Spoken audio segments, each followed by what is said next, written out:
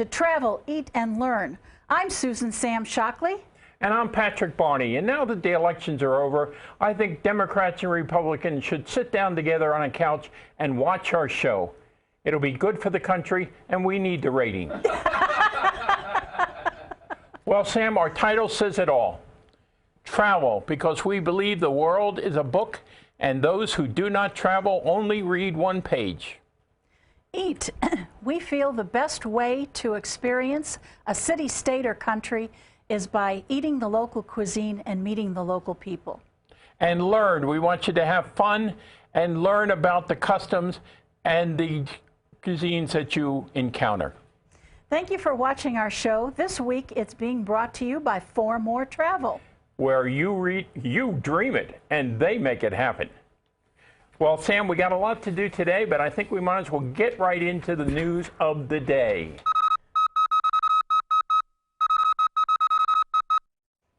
Beep, beep, beep, beep, beep, beep, beep. Sorry, I just got carried away there. There's an echo in here. A recent survey just came out that told you the 5 longest lines in airports and the 5 shortest lines in airports for TSA security checks. I think it's important for you to realize this because you can, reroute it may be worthwhile rerouting your ideas on where you're going to fly to do that. We're going to one of the worst places tomorrow. I know. It's on the worst. I didn't say where it was. You just have to say. That's right. That's because we planned ahead of time. Okay. The 5 shortest, the places you really want to go to. Tampa, which, by the way, is a nice airport. Portland, where it rains a lot. Fort Lauderdale, if you're going to catch a cruise ship, there's a place to go. San Diego, if you're going to catch another cruise ship or head for Tijuana, there's the place to go. And San Francisco. So they have the shortest line. Longest lines, you definitely want to avoid these airports if you can. And John F. Kennedy in New York. Orlando in Florida. I mean, the mouse people are just all over the place. Newark Liberty, which is in Jersey, it's the 3rd airport in the New York area, and that has a lot of international flights, so the lines are really long. Chicago O'Hare, of course, between the weather and the amount of people using Chicago to go somewhere else makes it town, it's just another reason to avoid Chicago.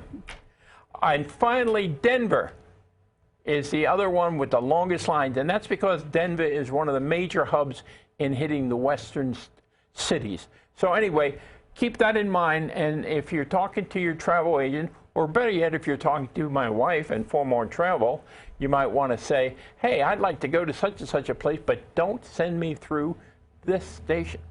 So hope that helps you. And news you can use, Carnival's Vista. It's the newest ship that they have.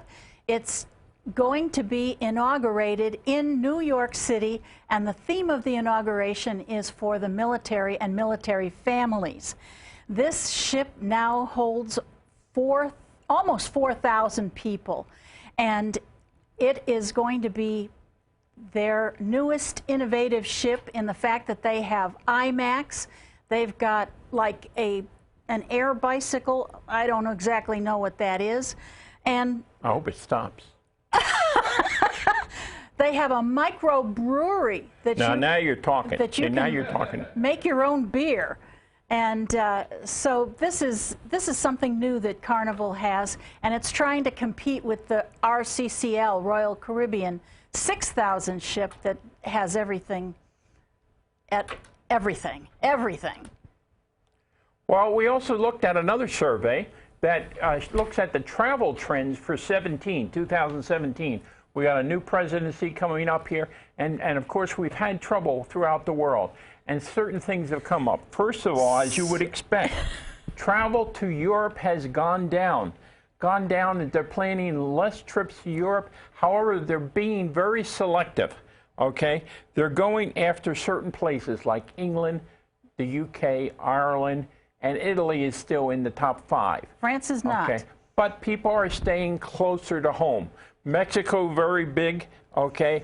Canada is pretty much taking France's place as the number 5 spot. And I guess, if you want to hear French spoken poorly, go to Montreal, Okay. You can fly there, you can cruise there. Yes, whatever you want. So anyway, however, in the United States, what are the 3-2? The 3-2. What are the 3-2? The 2-3. The 3. What are, what are the 3 best locations that everybody's still going to in the United States? What do you think they are? Mount Rushmore. No. The parks. No. Okay, you don't know. Florida, between Disneyland and all the cruise places, Florida. Yeah. California for the winos and national parks. And, of course, our own private Las Vegas. Yay! Still in the top 3. In the top 3. So that's what's happening oh, I also forgot, because we're your Caribbean connection here, one of the other places they want to stay closer to home. So the Caribbean is going to get a lot more traffic in 2017. And we're Caribbean experts. That's why I just said we were the Caribbean connection. Oh, okay. All right. I wasn't listening. All right, Sam. Do you have any other songs or anything? No, no, no. Thank God. I think it's time for us for a little Ice Cube jazz. Now, you know, every day, probably every day, but every time after the show, we always tell you we're going on one of our happy hour hunts. And last time, we told you we were going to Table 34. This is a quiet little restaurant just south of the airport on Warm Springs. And this is a quiet happy hour place. No big fancy drinks, nothing like that. We went there for a very nice glass of Merlot. And I'm sorry, Malbec. Yes, Malbec, which we got to really like when we were in Argentina. And if you ever buy a Malbec, make sure you're getting a Malbec from Argentina. California started to try to make it in the last 5 years, but California Malbec is not as soft as an Argentina Malbec. Anyway, we had a glass of Malbec, and they're great happy hour food. And that was it. Quiet, only 10 bar stools, nice people. We started off with what you see here is their sweet potato puffs. They are deep fried and light and dipped in a honey mustard sauce. Oh my gosh, you want to drink a whole glass of wine with that. You just have to. And then when we went to Sam, one of Sam's favorite, these are sliders. Now these are Kobe beef sliders, right? Okay, and I tell you one of the things that they really do well, you probably saw it there in the picture and I didn't mention it, you got pickles to put on there, and those pickles are wafer thin. They're sliced so bad. Now, you know, Table 34 is known for their farm to the fork type thing, which is, I don't want to say fork to farm, but you know, who's going to eat in a pigsty? Okay, but it's farm to fork, okay, or farm. Anyway, hence the name Table 34. The final thing, though, is my favorite, why I go there, and that is their duck tacos. 3 duck tacos with all the fixings, and does that go with a nice, strong red wine? So Table 34, if you want a quiet, very happy hour with a good glass of wine. And it's very intimate, and we go there and we meet people, and I talked to a movie star, somebody who was in a Woody Allen film just recently. It's very interesting to sit at a bar for happy hour and meet people. I think that's the happy part about happy hour. And with the alcohol, anybody will talk to you. So, all right, Sam. Well, I think Table 34 was well worth it. Yes. Okay. Yes. How about now? You've got a Vegas Beyond the Strip to talk about.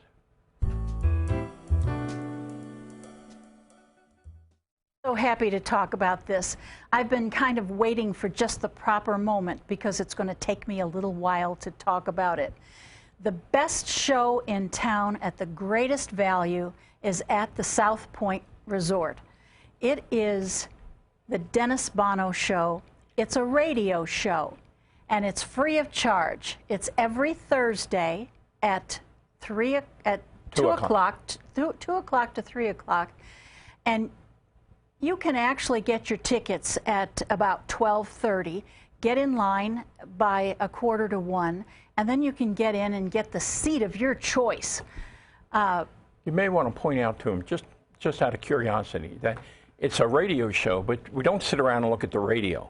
It's a live performance that happens to be aired on radio. Thank you. That was the next thing I was going to say. As you can see from this picture, there's a live audience. Yes, there is. And all that they ask you to do as a free live audience is applaud. And this, if I had a rant to go to, it would be because some people just sit there with their telephones or their newspapers. Why do they bother to go if they don't want to clap? That's all they ask you to do. And Dennis comes out and sings a welcoming song. Then he has 4 to 5 acts that are local here in Las Vegas. They can be not Ted Williams. He's a baseball player. Yeah, and he never did sing very well. Never. Frankie Avalon, Jack Jones, Paul Williams, all 4 feet of him. Shecky Green was there last week, and James Darren, Tony Orlando. I mean, there's local talent that's really exquisite. And then there's some of these names from years gone by that are being seen, somewhere in the city. They're going to be there that week, so they come at his show to kind of give it a little taste of what their show is going to be like. They have a great band, and Corey Sachs. She's there every week. Corey Sachs is terrific. She plays Reba McEntire in one of those country shows.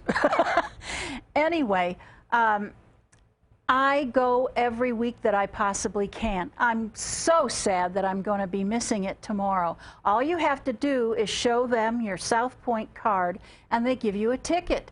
Or if you go the day before and show your South Point card, you actually get a little number on yours, and you go in first. It's so elegant. It's so lovely.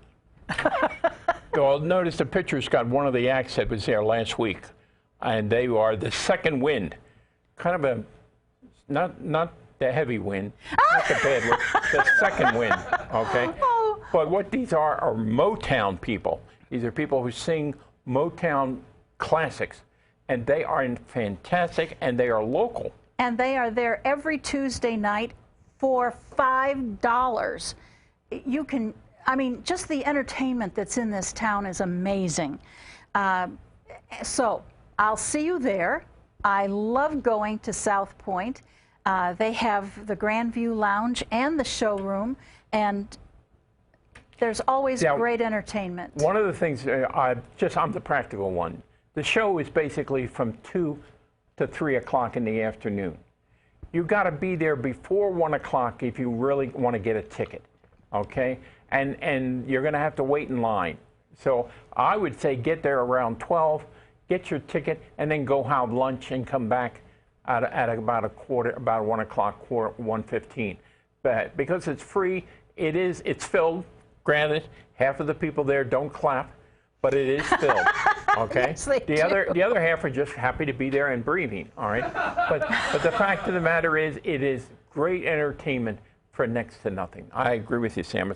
It's a great thing beyond the Strip. And besides that, then all of the acts come out after the show and stand at a table, and you can meet them, shake their hand, talk to them, get their autographs, and it's really a lot of fun. And most of them will take pictures with you. So if you go to the Dennis Bono official fan page, you can see who's going to be there tomorrow. I won't see you tomorrow, but I'll see you next week. All right. Now, let's go to great destinations, or great...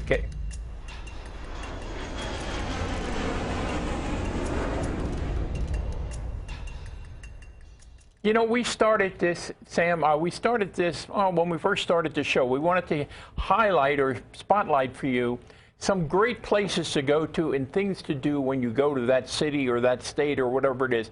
And I was reading an article 2 days ago. I've done a lot of reading this week, okay?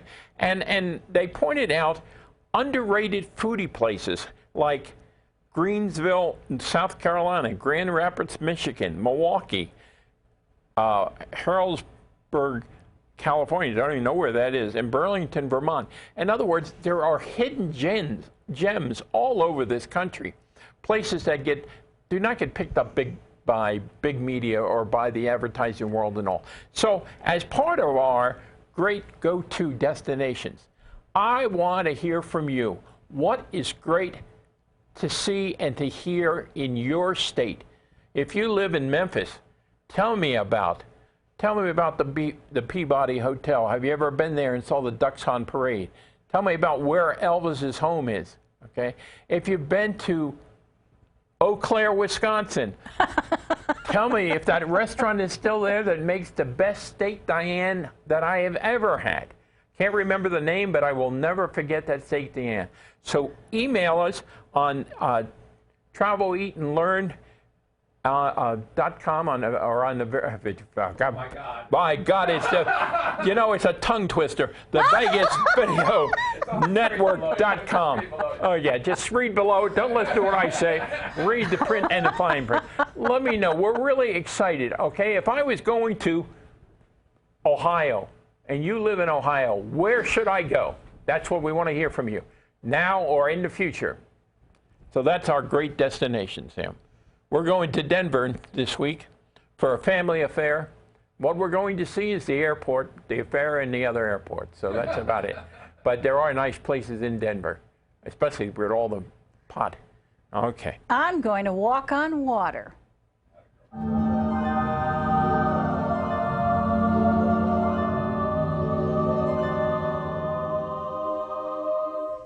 Oceana. Now, this is luxury light. Why would I say luxury light? Because it is the most luxurious destination-oriented cruise line. They have couple of ships, 4 ships that have less than 700 people and 2 ships that have 1,200 people. This is a very intimate, almost one-on-one experience. And they have Jacques Pepin as their head chef. They're chef of their entire line. So the food is magnificent, and the various restaurants on this ship are incredible. This is not like Carnival. It's not jam-packed with all kinds of activities. It is a leisurely, upper-class ship. Now, the liquor is not included. However, you can buy a liquor package. I certainly hope so. Yes, well, it's like $39 per day, per person. It can get a little spendy unless you're an alcoholic, and then it would be economical. This is a ship that one of our employees went on, and she couldn't wait to get back on it again. The second time that she went, the line offered her for $1,000 more an upgrade to the owner suite. An upgrade to the owner suite has a lot of things that go with that. A butler that will unpack for you and do anything your heart desires. And everything is included. You have bars and pianos and the whole 9 yards. Well, I got a pretty big heart. What else you have is anyone who's famous, like Regis Philbin or an author or whatever, is going to gravitate to your owner's suite. Because you know that you got a free bar in there. That's right. That's right. That's what brings in the crowd. And she had that very experience and had a week full of wonderment. It was terrific. They have a special going on right now that you can choose unlimited internet, airfare, shore excursions, beverage package, or $400 onboard credit. They always have little specials like this where you can pick and choose different things. So go to your travel agent, make sure that you find out what they're offering at the time. Now, I have a few questions, Sam. Okay. I do, because first, number one, you're the president of 4 More Travel. All right. You have been cruising since rowboats were invented. Okay. And the fact of the matter, I want to know why you have never taken me on an Oceania. That's number one, okay? I feel a little, I feel a little slighted by all this, okay? Especially since you're talking about it is a foodie experience to die for, okay? So that's number two question. Why not that? And I'm just feeling a little left out. Left out. I feel like the forgotten people, okay? I feel like the little people who just are, first of all, you're saying upscale. You're saying upper class. No, I don't consider myself upper class. But I'm telling you, if I got the money, I want to be treated like upper class. That's what I want to see. So you want to see, oh, sure. Oh, now that I pull out the wallet, you got all kinds of ideas, okay? Yes, but it indeed. isn't, the fact is, it isn't that expensive. It is upscale. That's what's important. But so people don't shy away from that. We're not talking about the Queen Mary, but we are talking about a wonderful, wonderful experience for foodies, and destinations are great, and there's all kinds of shore It's escapes. destination so rich. hopefully, your spouse might invite you sometime to this. But well, you see, I take out my little wallet and I open it up, and all of these moths come flying out, and so I can't say that I'm going to take you. You have to contribute too. Yeah, sure. Okay. All right. Well, anyway, I think you're right. I think Oceania has got the smallness with a great large program, and it's one of the cruise lines you should check out. There's no doubt about it. All right, Sam, I think it's time for Where the Hell Is It?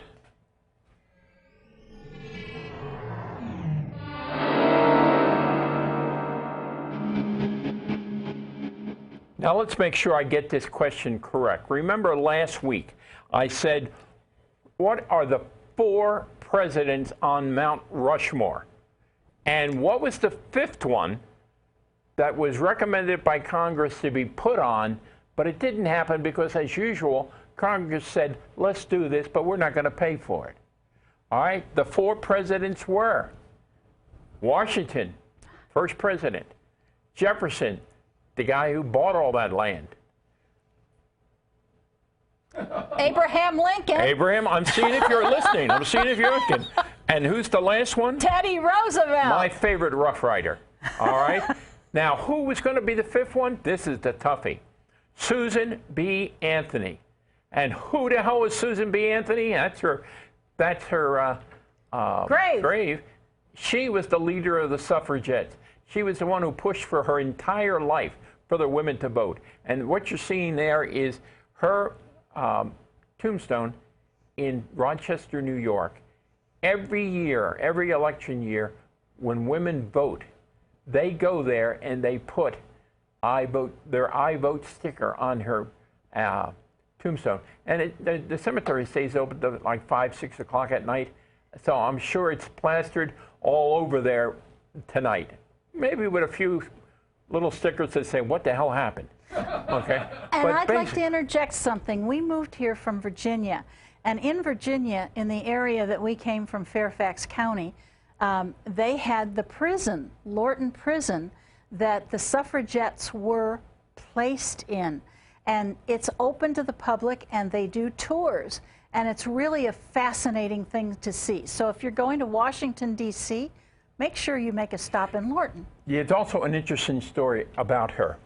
She badgered her election people in Rochester in 1904, I think it was, somewhere around that time. Maybe 1894, I think. I don't. It doesn't make any difference. It was that time. And they said, okay, you can vote. So she went and voted. And they didn't have Facebook in those days, but she did let everybody know, I voted. I'm the first woman to vote. I voted. And she had a great time for a week. And then they arrested her and put her in jail. They negated her vote, and they put her in jail because she was not allowed to vote. So things have changed. Things have changed. But so Susan B. Anthony was the one that Congress said, well, let's put her up too. Instead, they made a $1 coin with her head on it, which was so heavy nobody wanted to carry. But at least she got recognized. Now, that was our answer to last week. And I don't think, Scott, nobody knew that or even cared to answer that question. So evidently it was not a biggie, okay? And in case people don't know, Mount Rushmore is in, is it South Dakota or North Dakota? I don't have a clue. I don't know. You've been there. I was 3 years old. What did I know? Do you knew the difference between North and South? Where was it? Barbara says south. It's South, Barbara. Thank God, Barbara, you're here listening. It was South. How do you get that? What's your next question? All right, my next question is one that you gave me. I have to give her credit for it, otherwise it'd be hell to live with her. I'm so smart. Where the hell is the Rock of Gibraltar? In what country? We did several trips for people, and getting them. Don't give them too many hints. Oops. Okay, We'll I talk can't about tell that you next the time. story because it would give away the answer. But getting you there, we can do it. But it's not the easy. Rock of Gibraltar. Where is it, and why would you want to go there? Okay. All right. Well, Sam, you know, we're coming to the end of the show, and of course, it is now time for Happy Hour Hunt. God, we love alliteration, don't we? Where are we going? On the Vegas Video Network, we're talking about the Happy Hour Hunt. Where are we going? This week, we're getting a little classy. Ooh. Okay, this week, we're going on the Strip to Caesar's Palace. And we're going to hit Happy Hour at the Palm, which is in the Forum Shop. Forum Shops. We used to go to the Palm in Washington, D.C., and that was fascinating because all of the politicians had their identity up on the walls, and they might be sitting next to you. It was really fun. So we're looking forward to this. And it's supposed to have a great happy hour food, so I'm looking forward to that. So right after the show, we're going to head for the Palm on the Strip at Caesar's Palace. And I'm Susan Sam Shockley, and I want to thank you very much for watching our show. And I'm Patrick Barney, and we'll see you next time.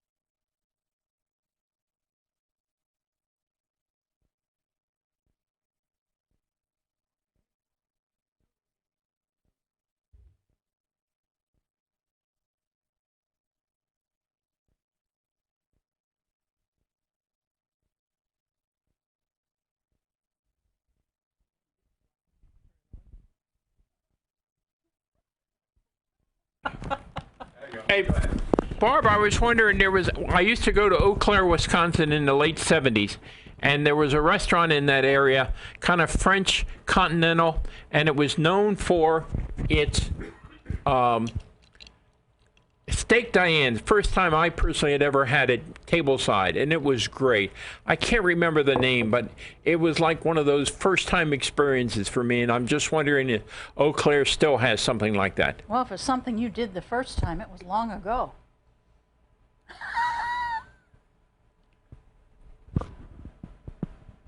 I don't know if she knows. I don't know if we're doing this right or not, Barb, but he's not here, so we can't do anything about it. If you know, just give me an email sometime. I'd appreciate it. So we talk about that one. Or any place else in Wisconsin you think we should visit.